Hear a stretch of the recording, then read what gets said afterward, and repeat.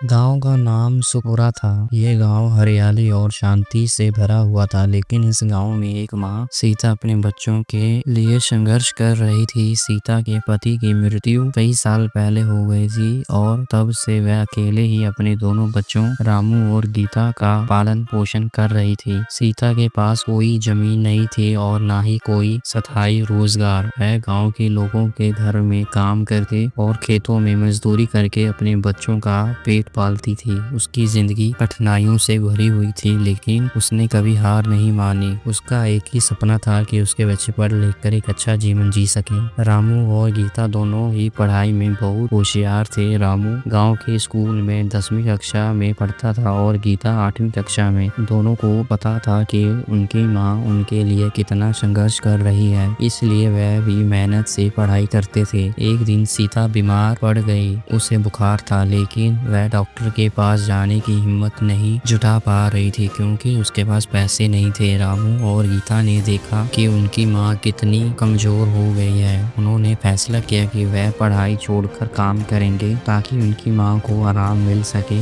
लेकिन सीता ने ये सुनकर उन्हें डांट लगाई। उसने कहा, मैंने इतने सालों तक संघर्ष किया है ताकि तुम दोनों पढ़ लिख सको।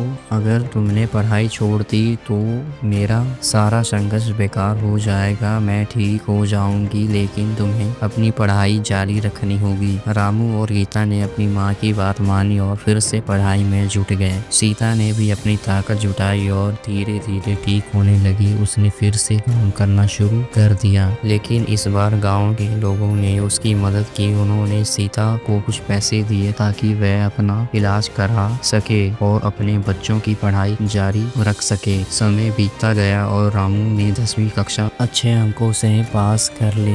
उसने एक अच्छे कॉलेज में दाखिला ले लिया। गीता भी 9वीं कक्षा में अव्वल आई। सीता को अपने बच्चों की सफलता पर बहुत गर्व था। उसे महसूस हुआ कि उसका संघर्ष व्यर्थ नहीं जाएगा। एक दिन रामू ने अपनी माँ से कहा, माँ, आपने हमारे लिए इतना कुछ किया, अब मेरी बारी है कि मैं आपके लिए कुछ करूँ। मैं पढ़ लिख कर एक अच्छी नौकरी करूँगा और आपको कभी किसी चीज की कमी नहीं होने दूंगा। ताकि आंखों में आंसू आ गए। उसने अपने बच्चों को गले लगाया और कहा, मेरे बच्चों, तुम दोनों ही मेरी जिंदगी की सबसे बड़ी खुशी हो। मैंने जो भी किया वह तुम्हारे लिए किया। अब मैं खुश हूँ कि तुम दोनों अपने पैरों पे खड़े हो रहे हो। सीता की ममता और संघर्ष ने बच्चों को एक नई जिंदगी दी। उसकी कहानी गांव के हर व्यक्ति के लिए प्रेरणा बन गई। लोग उसे सम्मान से देखते थे और कहते थे कि सच्ची माँ की ममता ही दुनिया की सबसे बड़ी ताकत है।